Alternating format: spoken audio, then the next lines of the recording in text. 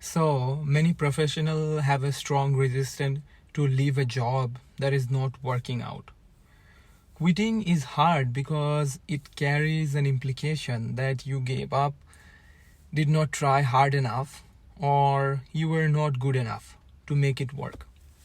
So the reality, as Seth Godin so aptly puts it, is that motivational quote that tells you that quitters never win and winners never quit are wrong. Winners quit all the time actually. They just quit the right stuff at the right time. So as you know, I'm leaving from my current job and will start a new role in a new place. I did have a lot of thought for why should I leave? And well, if you're thinking about leaving your job, the guide below will help you to decide whether this move is the right one for you. So thinking about quitting your job, here is how to decide if that's the right choice for you. 2021 has given a whole new meaning to us for a work-life balance, with 42% of the US labor force working from home full-time here in the US, according to the Stanford Institute for Economic Policy Research. Many of us have redefined our daily schedules and balanced life in unprecedented ways. The survey found that 1 in 5 working parents are considering to quitting their jobs to accommodate the children's educations. Other professionals have considered quitting their job for various reasons, including their health concerns, including ineffective safety protocols, childcare woes, and a lack of compassion from their employees. So, the sign it's time for you to quit your job, that no one takes a job with the expectation that it will turn into a disappointment, much like no one chooses to go to a new relationship thinking about how it may not work out. So when you arrive at the realization that your job has become a source of an anxiety, things may look grim indeed, of course. And if your relationship status with your job is complicated, that's just another way of saying that it's not working. So how do you know that when to end it? That can be surprisingly difficult to do. How you make sure that you quit for the right reasons, right? How do you find a new job while employed? Here are questions to ask yourself that can help you think through your complicated relationship with your job and make the best of your decision that you can possibly make. Where is the problem really coming from? Before you plan your next career move, your first step should be to honestly take a look at the current situation that you're having and figure out what's happening. Sometimes the issue has a little to do with the job and everything to do with your personal life. And I find it very true indeed, even though I have gone through that moment. Dissatisfaction or missing pieces in one part of your life can certainly spill elsewhere. So check your basics before you give up on your career, health, sleep, deprivation, relationship, and figure out where exactly the problem is before you make any dramatic changes at work. Is your discomfort temporary or permanent? So the professional growth does not come pain-free, like there will have to have a lot of pain. No pain, no gain. If the discomfort you are experiencing is a temporary side effect of learning new things or stretching into new challenge, quitting your job will rob you of an opportunity to grow and advance personally and professionally. If the discomfort is permanent or damaging, however, staying in the situation will cost you time for your career and not contribute much to your professional development. So what needs to change for you to feel great about staying? This is the reverse question of 3. So instead of thinking about what would make the decision for you to quit is no-brainer, consider what would take to stay for you at this company. most situation can be salvaged even just in theory. Perhaps it might take reporting to a different person, finding a trusted mentor, or taking on a good career development opportunity or interesting side projects. And now let's talk about that reason not to quit your job. So while there are plenty of reasons that you should quit your job, there's reason also that you should not quit your job. And some of them are that you're receiving criticism from your boss. While no one really likes to be criticized, those comments can really help you to become a better employee. It's a human nature to think that we are doing everything right, but often this is not the case. Newsflash: when someone is paying you to perform a job, they have the right to decide if you are meeting their expectation or not. Even if you don't agree, try to find a grain of truth in the criticism, if you please. If you get offended and if you quit every time for your behavior or your work is criticized, you will be changing jobs quite frequently. So now consider this. According to a leadership IQ study, 46% of the new hires will fail because they lack of the ability to accept feedback. The study also found that 23% of the new hires cannot recognize and manage their negative emotions, while 15% have the wrong temperament at workplace. In other words, if you refuse to allow someone to point out what you are doing wrong or won't commit to making those changes, then you are undermining your chances of ever achieving career for success. And think about another reason, that you were passed over for a promotion. Okay, so let's be honest over here that no one who is being passed over for a promotion ever thinks that the person eventually was selected a better choice.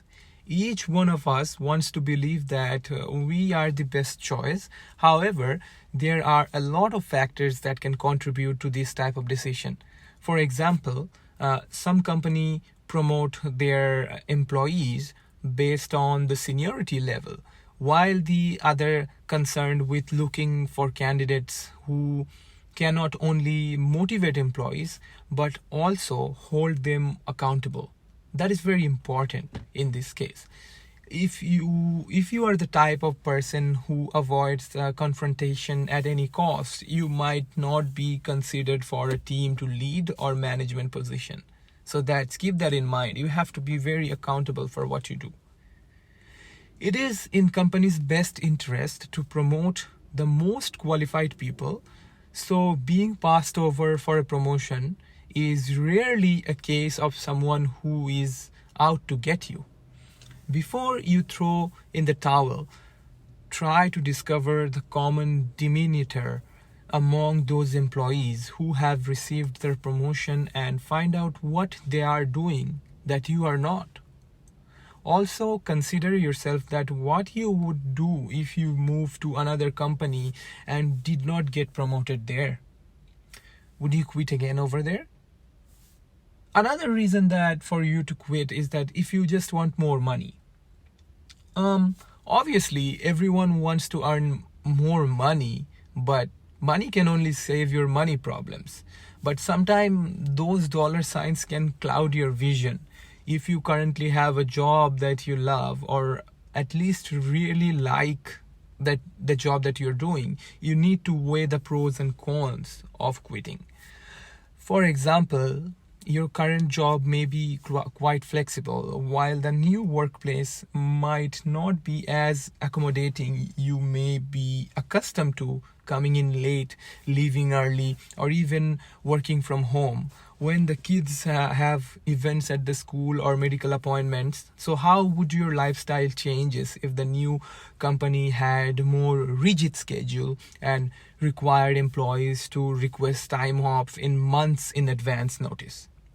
Also, when evaluating a compensation package, you have to consider more than just your salary. So what do I mean by that? That an affordable health insurance plan should be a major consideration, especially if you are the primary provider for your family.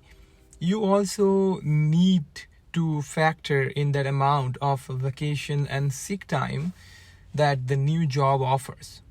So if you plan on going back to school, don't forget to find out that if your current employer or the new one that you're considering offers tuition reimbursement. And that is a great way to, select another company, those who offer that.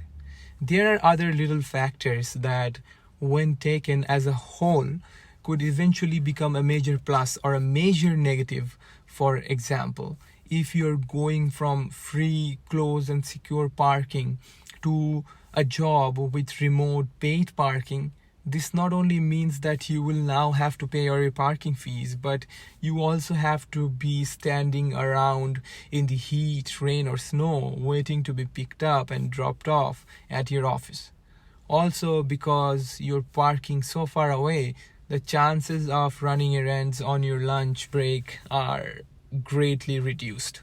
So another consideration in my mind is that if you're quitting a job that is 15 minutes from your home for a job that is 45 minutes away, this will increase your gas consumption of your car, wear and tear on your vehicle, and stress levels, especially if you are spending more time in traffic. And in addition, if you're leaving a job with a low cost criteria, or the ability to store your lunch in the refrigerator for a place with no economical place to eat nearby, and limited or not refrigerator space, you might end up spending significantly more on your meals. So these are just what can I say, some of the factors that you need to consider if you want to leave your job for one that pays better. Ask yourself, is it worth it? Another idea that came into my mind, that what if you want to start your own business? And now I'm not demotivating anybody here. I'm just speaking with the statistics. There is a big difference between quitting your job to start a new business and leaving because your new business has been up and running for a while. According to Entrepreneur, while 75% of the small business owner are supremely confident that their company will be profitable, 50% fail in the 5th year. And at the 10-year mark, 70% of the small business have gone belly up. The vast majority of these failures, are a result of the cash flow problems. It should also be noted that only 20% small business fall within the first 2 years. This fact is important because 1 or 2 good years can create a false sense of success, and that's why it might be better to hold on to your day job until your businesses has been successful for several years. Like I'm doing YouTube right now, and I'm also doing my job. I don't read really money from here, but this is what I love to do. While no job is perfect, it's important to approach your employment from a realistic perspective. Always weigh the advantages of staying against the drawbacks or leaving before submitting your letter of resignation. You may find that your job is more beneficial than you think. So what do the signs tell you? If your answers to this question only increase your desire to quit, that's okay. If you have that little voice in your head, the one that's telling you something off and that you should be doing something else with your life, and give yourself a permission and the space to listen to, I would say explore your option, daydream if you want to, see what ideas come to you, and make a game plan to make the right changes in your life. You have to have a game plan. It doesn't have to be perfect. You will change your plan according the way. So how to quit your job? If you are set on quitting your job, here is some key points that you need to remember. That no, it's okay to disappoint others. You are in the driver's seat here in your life. No one else knows what is best for you. Not even your parents, with respect, your grandparents, your spouse, your best friend, your mentor. If you make a career choice, please others before you please yourself. You may grow to resent those people in the long run. Also, you are the one that who has have to get through with each day, and no one else can or will do it for you. If you know that quitting your job is the best choice for you, and the family and trust the other will see it too. And along those same lines, one obstacle to pulling the plug of your current position often has to do with the feeling of your loyalty to your co-workers and managers. Through this might seem like a noble action. If your work is impacting your quality of life, you are not doing anyone any favor by staying.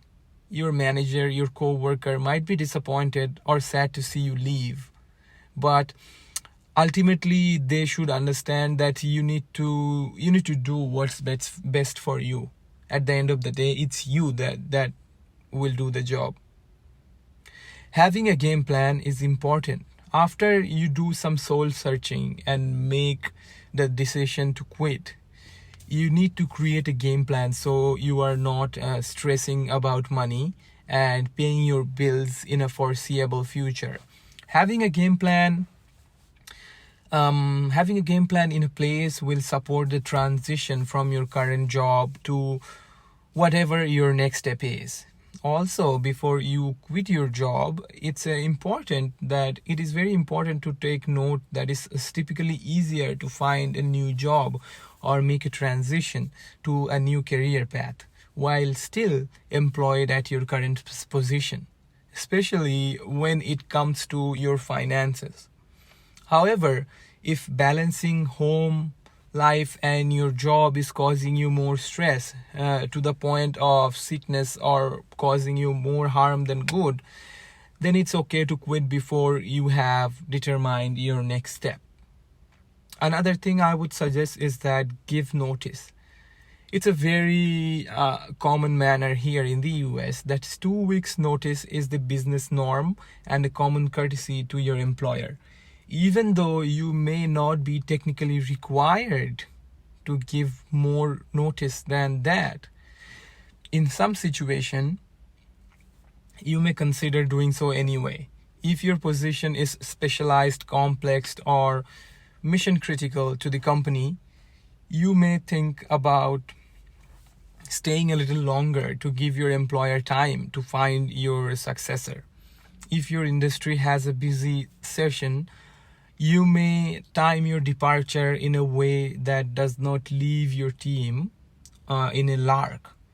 If your employer asks you to stay longer than 2 weeks, you are under no obligation to do so. Instead, continue with your plan so that you start your new job at the scheduled time, and you can offer to help your previous employer after hours to help with the transition if necessary. Leaving with grace. If and when you do decide to leave your job, do so as gracefully as possible. Don't burn any bridges if you can help it. It can be a small world, and people remember those who handle things in a respectful and in a appreciative manner. I'm working on that. If you quit your job without a notice, in a rude manner, or in a way that can harm your professional reputation, then that could follow you around your new job or your job search, or even in the new industry. Trust me, you never want to ruin your professional relationship in this way. You never know when you might need to call on these connections later in your career. Thank people for the experience and the opportunity and this learning that you are taking with you. Have have a private conversation with the mentor or sponsor or any other people who have been supportive and helpful. And if you choose to stay connected, whether you use Facebook, LinkedIn, email, or meeting up for coffee, stay in touch. You should stay in touch with those people that matter to you. So I have talked a lot. So what is the biggest takeaway from this video today? We know it can be interesting to go against the grain sometimes, right? It can also be tough to admit that you simply can't do it all. It might take you some time, but eventually you will know you will need to listen to that little voice that's telling inside of you to make some changes in your life. And it might need to start with your job. If that means that quitting your job or requesting a temporary leave of absence, it's okay for you to do so. It's okay for you to put your family first, to put yourself first. And the fact is, you are the only one who can choose to do it for yourself. Thank you for watching, guys, and I appreciate you really immensely. I've started a new podcast, and feel free to check that podcast out. Thank you so much. I'll see you next time.